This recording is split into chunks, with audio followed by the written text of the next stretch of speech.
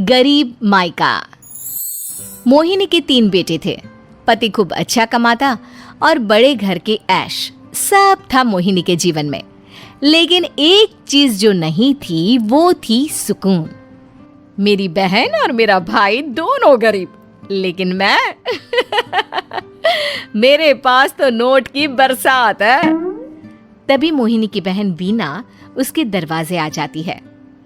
अरे मोहिनी, कैसी है? मेरे घर में ना सिलेंडर खत्म हो गया है। तेरे पास तो इतने पैसे हैं, भरवा देना मेरा सिलेंडर। पैसे जैसे ही आ जाएंगे मैं दे दूंगी। तभी मोहिनी का पति राकेश आ जाता है। क्या है बिना, ये अपने घर की परेशानी हम लोगों के घर ना गाया करो। तुम्हारी बहन को तुम लोगों पर तरस आ जाता है और वो पैसे देने लग जाती है। मुझे ये बिल्कुल पसंद नहीं है। ओ जीजा जी, नहीं, मैं तो वो बस अच्छा मैं चलती हूँ। बीना वहां से चली जाती है। उसके जाने के बाद अच्छा किया जो आपने सुना दिया। अरे न जाने क्या सोचकर मेरे घर आ जाती है कि जैसे यहाँ तो भंडारा भरा है।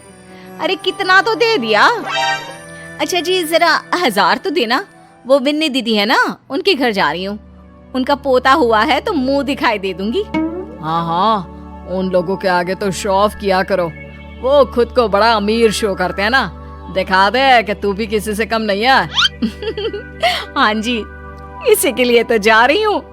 मोहिनी तैयार होकर अपनी बुआ की बेटी के घर जाती है, जहाँ उसके पोते का कार्यक्रम चल रहा होता है। वहाँ वीना भी आई होती है। अरे वीना, क्या जरूरत थी यहाँ आने की? तेरे घर पर गैस नहीं है तो वो भरा लेती। क्या करूं मोहिनी, बुआ को बुरा लग जाता नहीं जाती तो। वैसे मेरे पास एक जोड़ा बच्चे का कपड़ा रखा था, वही अपनी चांदी के पायल के साथ देने जा रही हूँ। घर पर गैस थी नहीं, सोचा परिवार यहीं खाना खा लेगा, बाकी सुबह का सुबह देखा जाएगा। मोहिनी को बहन पर दया आ जाती है। वो पर्स से 1000 रुपए निकाल कर दे देती है। ले बिना, लेकिन पैसे वापस कर देना, तेरे जीजाजी हिसाब लेते हैं। मोहिनी भी क्या करती, गरीबी में बहन का सहारा ही उसके जीवन जीने का आधार था। फिर एक रोज, सुनिए, भाई के घर बेटी हुई है, मुझे माँ के पास जाना होगा। अरे उस घर में ना कूलर है ना एसी, कैसे रहोगी तुम? हाँ, वही सोच रही हूँ कि अकेली जाऊं, बच्चों को साथ ना ले जाऊं। चली जाओ, लेकिन ये जो तुम अपने गरीब परिवार से मिलने चली जाती हो ना, मुझे बिल्कुल अच्छा नहीं लगता। पता नहीं मैं भी कैसे मैनेज करती हूँ, लेकिन क्या करूँ। मोहिनी भाई भाभी के घर आती है। मोहिनी, कैसे आना हुआ? तू यहाँ हम लोगों के घर रह लेगी या फिर किसी होटल में रहेगी? क्या हो गया है माँ? मोहिनी को क्यों ऐसे बोल रहे हैं आप? अरे तू नहीं जानती अपनी ननद को, पैसे वाली है ना, तो ऐड कुछ ज्यादा ही है। मोहिनी को माँ की बात का बुरा नहीं लगता है, क्योंकि उसे पता ही नहीं चलता कि माँ उसे जली कटी सुना रही है। वो भाभी की बच्ची के साथ लेन देन करती है और वहाँ से चली जाती है। उसके जाने के बाद, माँ, क्यों आप मोहिनी को इतनी सारी बातें सुनाती हो? भाई का बेटा बोल पड़ता है।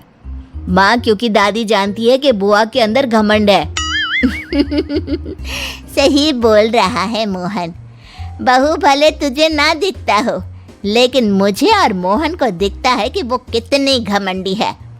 मोहिनी मायके आती है, जहाँ गरीबी के कारण चीजें कम होती हैं। इस मोहन के बच्चे को काम पर लगा दो ना, किसी दुकान या किसी होटल में। बर्तन धो लिया करेगा, कम से कम 4 पैसे और आएंगे घर में। देख मोहिनी, माना तेरे पास पैसा है, लेकिन तेरे भाई के दिन इतने भी बुरे नहीं चल रहे कि वो अपने बच्चे की पढ़ाई रुकवाकर उससे बर्तन धुलवाए। मोहन माँ की ओर देखता है, जैसे आंखों से बोल रहा हो, देख लिया बुआ का हाल। हाँ मोहिनी, बात तो सही है, लेकिन अभी मोहन को पढ़ना है। आखिर तुम भी तो अपने दोनों बेटों को पढ़ा रही हो ना। मेरे बेटों से कैसे कंपेयर कर सकती हैं आप? अरे वो तो कलेक्टर बनेंगे। हाँ, कल को वो मोहन को नौकरी में रख लेंगे, क्यों? मोहिनी कुछ दिन और रहकर चली जाती है। धीरे धीरे दिन बीतता है मोहन बड़ा होता है और कड़ी मेहनत से सफल भी हो जाता है। मोहिनी, माँ के जाने के बाद तो तुमने भाई भाभी के घर जाना छोड़ ही दिया, क्यों? वो क्या है ना, उन लोगों का घर छोटा है, मेरे बच्चे जाना ही नहीं चाहते। पर तुझे क्यों अचानक मायके की बात याद आ गई? यार, मेरा तो मायका है, भाई भाभी है, मेरा तो आना जाना लगा ही रहता है। हाँ, क्योंकि तुझे आदत है ना ऐसे छोटे से घर में और कम पैसे में रहने की। वैसे क्या खबर है आजकल मायके की अपने?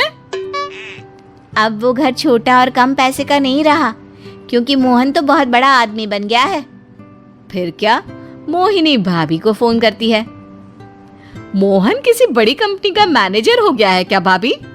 क्या ये सच है? हाँ मोहिनी दीदी, अब तो हम लोगों के गरीबी के दिन कट गए। आपके भाई ने कोई अच्छे कर्म किए होंगे जो हम लोगों का बेटा इतना अच्छा कमा रहा है। देख लो भाभी, पहले भी आपने कई गलतियां की थी, आप थोड़ा संभल कर चलना। भाभी को मोहिनी की बात समझ में नहीं आती कि वो क्या कहना चाहती है। फिर एक दिन वीना मोहिनी से कहती है, मोहिनी, हमारा भतीजा मोहन अच्छा कमा रहा है, क्यों ना मैं अपने बेटे की नौकरी के लिए उससे बात करूं? अरे बुआ का बेटा है, ये सोचकर मदद तो करेगा ना? हाँ हाँ, क्यों नहीं करेगा, उसके बुरे दिन में तो हम भी खड़े थे। मोहन को वीना फोन करती है और अपने बेटे की मदद करने की बात करती है।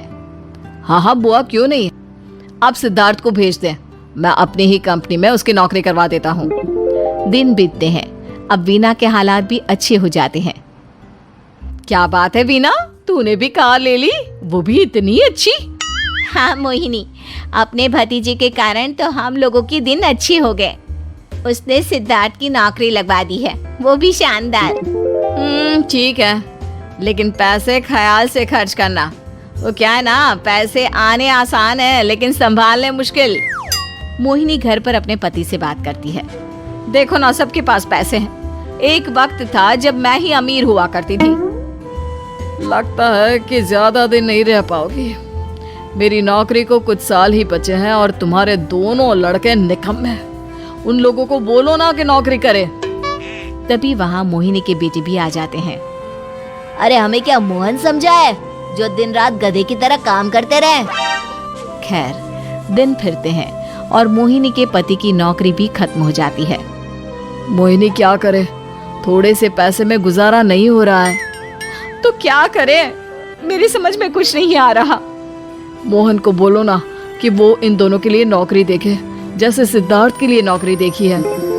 मोहिनी क्या कहती, उसे अपने वो दिन याद आ जाते हैं जब उसने भाभी से मोहन को नौकर बनने की सलाह दी थी। क्या हो गया, क्या सोच रही हो मोहिनी? यही कि वक्त कभी भी किसी का भी पलट सकता है, ऊपर वाले से डर कर रहना चाहिए।